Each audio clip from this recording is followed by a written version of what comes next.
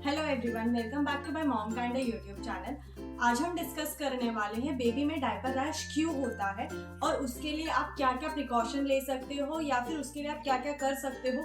तो आज हम वो सब डिस्कस करने वाले हैं। सो वीडियो में आगे बढ़ने से पहले अगर अब तक आपने हमारे इस चैनल को सब्सक्राइब नहीं किया है तो प्लीज सब्सक्राइब कीजिए और नोटिफिकेशन बेल आइकन को दबाना बिल्कुल ना भूलना।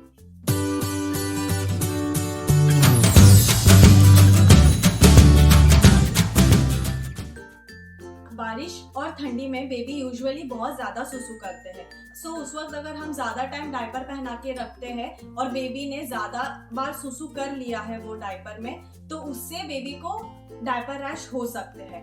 और सेकेंड रीजन ये होता है जब बेबी को लूज मोशन होते हैं, तो कोई भी कारण से बेबी को लूज मोशन हो सकते हैं। तो अगर आपका बेबी ज्यादा पॉटी कर रहा है, ज्यादा लूज मोशन कर रहा है और वो बेबी का प्राइवेट एरिया जो है वो लूज मोशन से बार बार आ रहा है और वो बेबी का प्राइवेट एरिया प्रॉपर क्लीन नहीं हो पा रहा है, तो उससे भी डायपर रैश होते हैं। जब बेबी सुसु और पॉटी ज्यादा करने लग जाता है तो उसके इरिटेशन से भी बेबी के वो प्राइवेट एरिया में डायपर रैश हो सकता है। तो ऐसा नहीं है कि सिर्फ आप डायपर पहना रहे हो तो ही आपके बेबी को डायपर रैश होगा। ये आप क्लॉथ नापी आपके बेबी को पहनाओगे तो भी डायपर रैश होता है। बस आपको ध्यान रखना है वो क्लॉथ नापी जो है या फिर जो डायपर है आप फ्रीक्वेंटली चेंज करते रहो। अगर आप फ्रीक्वेंटली चेंज करते रहोगे तो आपके बेबी को डायपर रैश नहीं होगा। एक और रीजन है, आप आपके बेबी को प्रॉपर साइज का डायपर नहीं पहना रहे हो। अगर प्रॉपर साइज का डायपर नहीं होगा तो भी आपके बेबी को डायपर रैश हो सकते हैं। मेक श्योर कि अगर आपके बेबी को मीडियम साइज का डायपर चाहिए, उसको स्मॉल साइज का नहीं पहना के आप उसको मीडियम साइज का डायपर पहनाइए। आप जो भी मार्केट में डायपर मिलते हैं वहाँ पे पर्टिकुलर एज या फिर वेट के अकॉर्डिंग सब डायपर सब बेचते हैं, तो आपको आपके बेबी का एज और वेट चेक करके ही डायपर मार्केट से बाय करना है। और एक और रीजन डायपर रैश का ये भी है कि ईस्ट या बैक्टीरियल इन्फेक्शन के कारण आपके बेबी को डायपर रैश हो रहा है।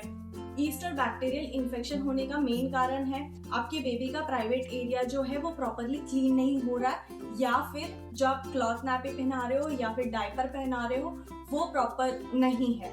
अगर आप आपके बेबी को क्लॉथ नापी पहना रहे हो तो मेक श्योर वो अच्छे से धुला हुआ हो तो ही उस बेबी को पहनाइए। The fourth reason for diaper rash is allergic reaction to skin care product. जो आप आपके बेबी का स्किन केयर प्रोडक्ट यूज कर रहे हो वो आपके बेबी के लिए प्रॉपर नहीं है, क्योंकि बेबी की स्किन बहुत नाजुक होती है। तो हमें नेचुरल जो प्रोडक्ट होते हैं वही हमको यूज करना है, जो केमिकल फ्री हो, अल्कोहलिक फ्री हो, फ्रेगनेंस फ्री हो। तो हमको ये सब ध्यान रख के ही बेबी के लिए स्किन केयर प्रोडक्ट चूज करना है। जिस प्रोडक्ट में फ्रेगनेंस रहता है या अल्कोहल रहता है या फिर बहुत सारे अलग अलग केमिकल्स रहते हैं तो वो बेबी के स्किन के लिए अच्छा नहीं होता है।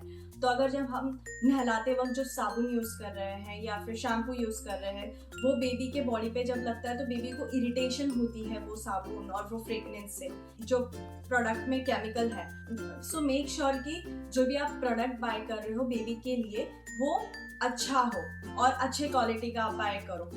तो अभी हम देखते हैं आप इसको ट्रीट कैसे कर सकते हो। अगर आपके बेबी को डायपर रैश हो रहा है तो आप उसको ट्रीट कैसे कर सकते हो।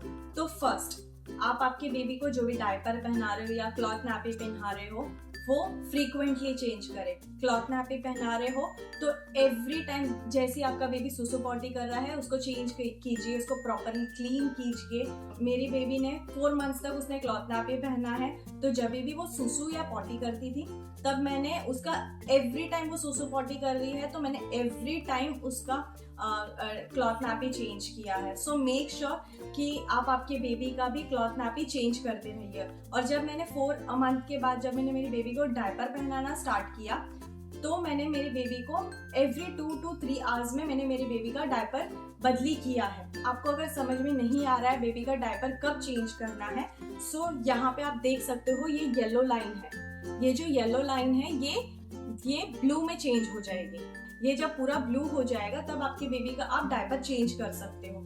ये जो टेक्नोलॉजी है हर एक डायपर में ऑलमोस्ट आ चुका है। सो आप डायपर एवरी 2 आवर्स चेंज कीजिए, 2 to 3 आवर्स चेंज कीजिए।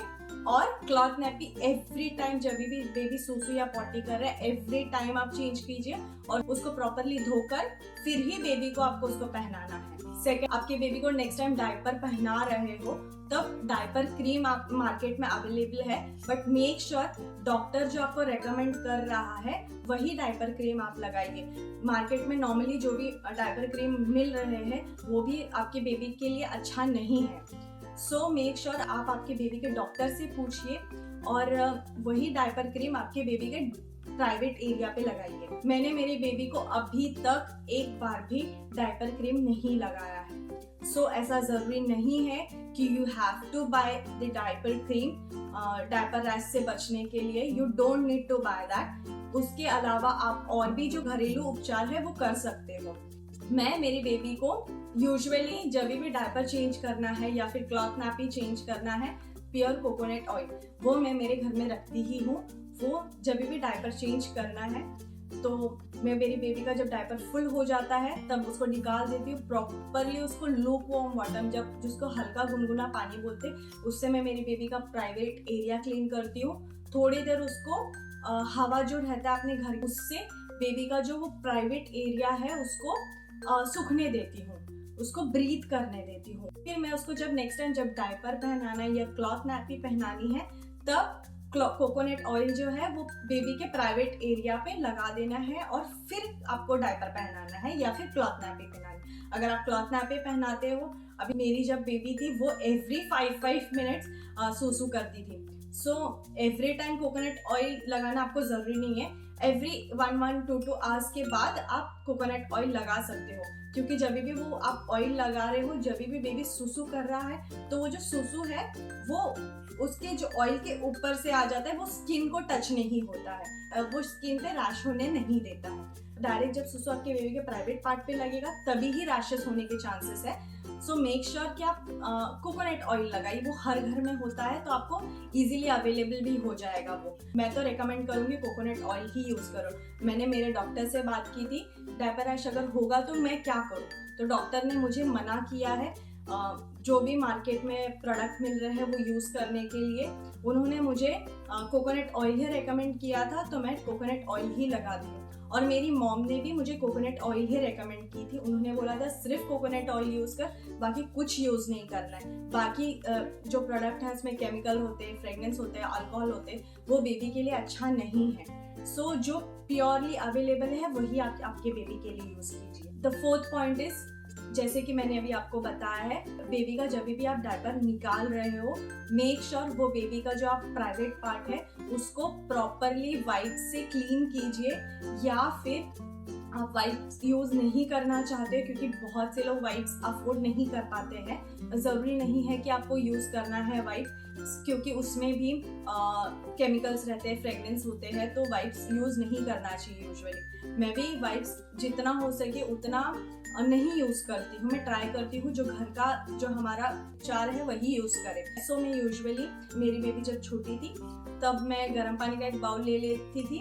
उसको सिर्फ एक कॉटन का कपड़ा लेना है आपको, वो गर्म पानी में डाल के, हल्का गर्म पानी होना चाहिए, ज्यादा गर्म पानी नहीं होना चाहिए। उससे ही आपके बेबी का आपको प्राइवेट पार्ट्स आपको क्लीन करके ले लेना है और फिर वो एयर ड्राई होने देना है। फिर आपको कोकोनट ऑयल लगाना है या फिर डायपर क्रीम आपके डॉक्टर ने सजेस्ट किया तो आप डायपर क्रीम लगा सकते हो। मेक श्योर अगर आप बेबी वाइप्स यूज कर रहे हो बेबी का प्राइवेट पार्ट क्लीन करने के लिए, वो फ्री ऑफ अल्कोहल हो और फ्रेग्रेंस फ्री हो।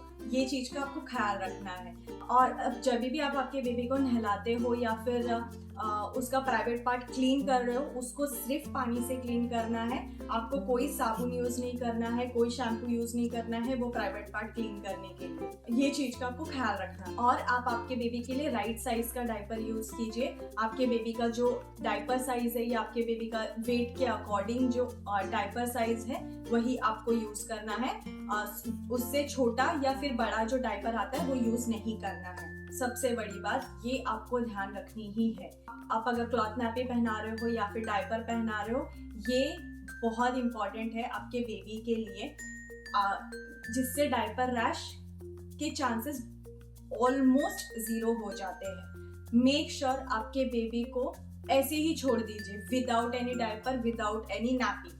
आप आपके बेबी को ऐसी खुली हवा में घूमने दीजिए। ये बहुत इंपॉर्टेंट है आपके बेबी को डायपर फ्री टाइम देना।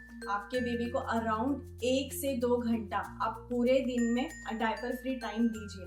ये 1 से 2 बार दिन में दीजिए, मिनिमम एक टाइम तो दीजिए ही। ये मैं 101% आपको रेकमेंड करूंगी कि आप आपके बेबी को डायपर फ्री टाइम दीजिए। इससे आपके बेबी का जो स्किन है उसको ब्रीथ करने को टाइम मिलता है, तो उससे बेबी को डायपर रैश नहीं होगी। मैं अपने खुद की बेबी को अराउंड पूरे दिन में 2 बार तो डायपर फ्री टाइम देती हूँ। अराउंड उसको 1 आवर तो विदाउट एनी डायपर या विदाउट एनी क्लॉथ नापी मैं उसको ऐसे ही घर में छोड़ देती हूँ, ऐसे ही घूमने देती हूँ। पर बेबी अगर सुसु या पॉटी कर रहा है तो भी उसके पास ध्यान दीजिए, उसको प्रॉपरली क्लीन कीजिए वो टाइम पे।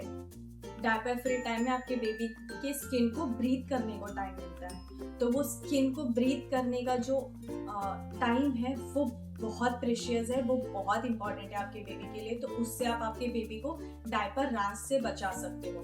And one of the important thing, अगर आप आपके बेबी के लिए डायपर यूज कर रहे हो तो आप हाई क्वालिटी डायपर में इन्वेस्ट कीजिए instead of investing in low quality diaper. Market में बहुत सारे ब्रांड्स अवेलेबल है, पर सारे ब्रांड अच्छे नहीं है। अगर आप डायपर पहना रहे हो तो मेक श्योर आपके बेबी को अच्छा क्वालिटी का डायपर पहनाइए। मैं मेरे बेबी के लिए पैम्पर्स का डायपर यूज करती हूँ। अगर बेबी सुसु कर रहा है तो उसकी सोकिंग पावर बहुत ज्यादा है, सो मैं मेरी बेबी के लिए पैम्पर्स का जो प्रीमियम वाला डायपर है मैं वो वाला यूज करती हूँ। सो अगर आप अफोर्ड कर सकते हो वो वाला डायपर तो पैम्पर्स का प्रीमियम डायपर ही यूज कीजिए। एंड पैम्पर्स के बाद हगीज के भी डायपर बहुत अच्छे आते हैं। सो मैं ये 2 ब्रांड ही आपको रेकमेंड करूंगी क्योंकि ये डायपर बहुत अच्छे आते हैं। उसकी एब्जॉर्प्शन पावर जो है वो बहुत अच्छी है कंपैरेबली अदर जो डायपर मार्केट में अवेलेबल है। सो इस तरह से आप आपके बेबी में जो डायपर रैश हो रहे हैं उसको आप प्रिवेंट कर सकते हो और उसको आप ट्रीट कर सकते हो। अगर आपको कोई और टॉपिक पे मुझसे इंफॉर्मेशन चाहिए तो आप कमेंट में ज़रूर लिखिए वो टॉपिक, मैं उस टॉपिक पे ज़रूर वीडियो बनाऊंगी। सो आज के लिए बस इतना ही, मिलते हैं हम अगले वीडियो में।